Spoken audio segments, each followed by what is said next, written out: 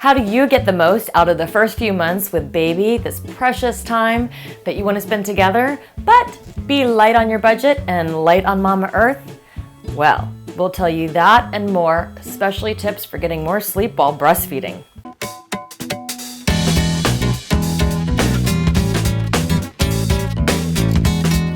Hi, I'm Jen B with Jen B TV, where we provide fresh thinking on green living. Today is our 4th episode in a series called Raising Eco Baby, and it's about surviving those first few months in style with a Zen-like attitude because you're going to keep it simple. Here are my tips for the trenches on not falling into those pitfalls that the marketers want you to believe that you need a pacifier clip and a baby warmer and a gizmo and a gadget. Here we go. My first tip is to slow it way down. You see, I didn't have this tip, and so Genius here thinks, oh wow, I'll have all this extra time to renovate my house. Not smart. This world is defined as fast, and babies are not. So you're not gonna feel like part of the living world, which is okay if you just reposition your brain to think about it as vacation. It's lots of nap time, lots of slow time, lots of precious time. Carve out the time for yourself and your baby. Number 2 is breastfeed if possible. Here's why. The bonding time is awesome. Also, it provides health benefits for the baby that are gonna last a lifetime. Also, you happen to lose weight just a little bit easier when you're breastfeeding. Kind of a reason enough to do it alone, no? But I also found it to be easy because you were this one-stop shop on the go, could take the baby and didn't have to worry about packing your bottles, packing your nipples, packing the water, packing the formula. Another significant benefit of breastfeeding is the cost savings. It's estimated that a formula-fed baby can cost as much as $1,700 for the first year. Now, that's not even using the organic formula. However, there are some additional costs if you're breastfeeding, namely this hot mama. Meet the breast pump. Now, don't be confused, even though it says pump in style, there's nothing stylish about having 2 pieces of plastic hanging off your breast.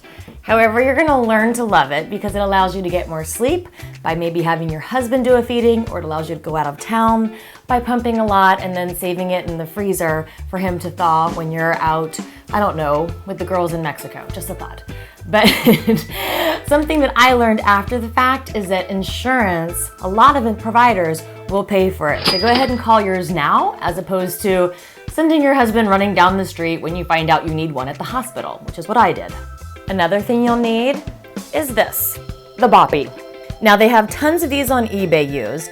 I actually got this one at my local baby consignment store. It's nice because it really allows you to tuck the baby in tight, and you might not need the Boppy brand. I've tested a few, this happens to be my favorite because it's the most versatile. I also used it to nest baby Sky on the bed while I folded laundry. Yes, of course I was watching him. Tip number 3 is to try out co-sleeping. Now, there are various schools of thought on which is better in terms of manners of sleeping with your baby. This is my opinion because I believe that the baby's first 3 months of life are kind of like the 4th trimester.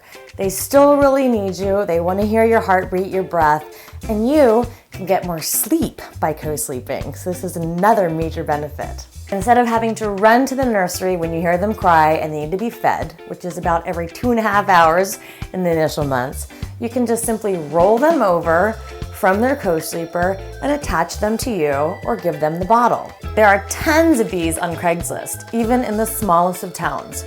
We got ours for about 80 bucks, it was gently used, and they go for about $200 new. And when you're done co-sleeping, they transform into a smaller crib, which we loved because the baby stayed in our bedroom, and this gave us more space to walk around. Tip number 4 is don't overly wash your baby.